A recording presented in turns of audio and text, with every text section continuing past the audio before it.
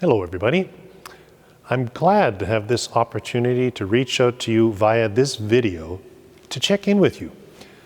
You know that in the month of June, I usually visit you in person in conjunction with the annual general meeting. Well, obviously, I cannot do that this year because of this pandemic we find ourselves in.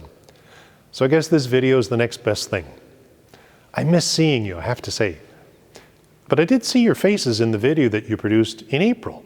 Thanks for doing that. I was really happy to make that contact with you, and I'm sure your family members and friends that they were too.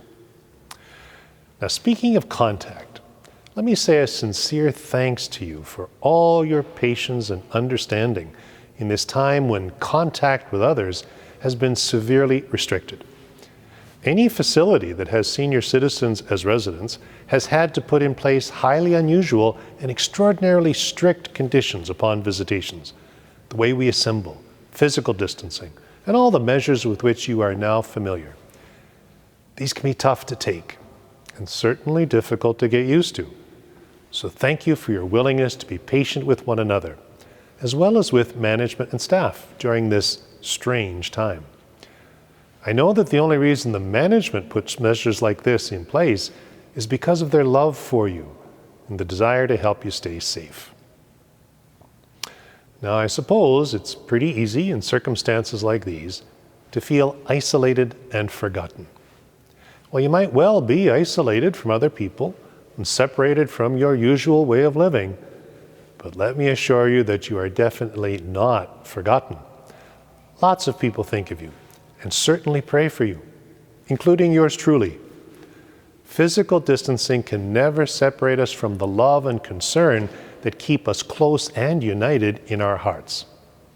Above all, it cannot separate us from the love of God. Nothing can. This is important to remember.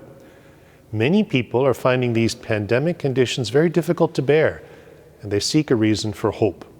Well, we do have a reason, and we need to hold on to that. The reason is Jesus. He's our risen Lord. By conquering death through his resurrection, he has shown us that his love and mercy are more powerful than anything. By the gift of the Holy Spirit, he remains with us. We're not alone, never alone.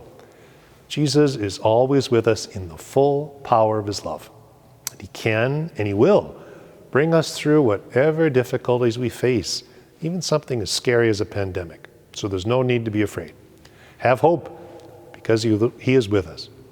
And I understand that now you go to the Northwest Room for prayer. Wonderful. Go to the Lord there and ask him to fill your heart anew with the assurance of his love.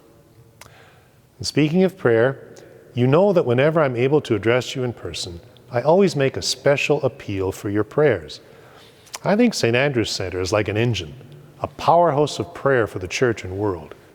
Well, we need your prayers right now for people who are sick with the virus, for those who care for them, for their families, for healthcare workers, first responders, medical officials, civic authorities, to anyone who is working to keep us safe. Let's pray too for people who've lost their jobs and they're struggling to make ends meet. May the Lord bring them back quickly to gainful employment. There are a lot of people suffering right now, so please carry them in your hearts. In particular, I'd like you to pray for parishes across Canada as we begin a resumption of the public celebration of Mass. This will begin as early as June 1st in Alberta and will have to unfold very gradually under really tight restrictions in order to keep people safe as we celebrate Mass. This will require a lot of effort, planning, and patience. So please pray that this will all unfold well. And if you are wondering whether you yourself should attempt a return to Mass, let me say this. We're paying close attention to medical advice, so the direction I give is based on that. Anyone over the age of 65 is encouraged not to come to Mass during the pandemic.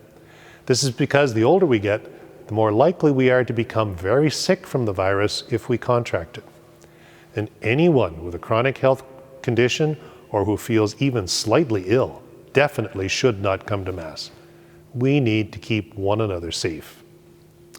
Keep in mind that I have given a general dispensation from the Sunday obligation, so you're not obliged to come to Mass. I will continue to live stream Mass from the Basilica on Sundays, and there are other possibilities to follow Mass on television and make a spiritual communion.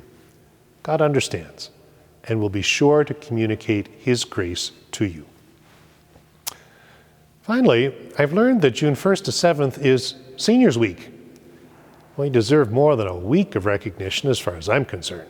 But in any case, enjoy whatever celebrations are put in place for you at the center. Perhaps the most important event of the week is the first day. In the Church's liturgical calendar, that day, June 1st, is now the memorial of the Blessed Virgin Mary, Mother of the Church. That day is a privileged moment when we can entrust to the maternal intercession of Our Lady all of our concerns. Let's be sure to do that and live in the assurance that Mary, our Mother, is looking after us. Please do take good care of yourselves and one another. Stay well. Know that I and many others are praying for you. And I'm certainly looking forward to the day, whenever it is, that I can see you in person again. God bless.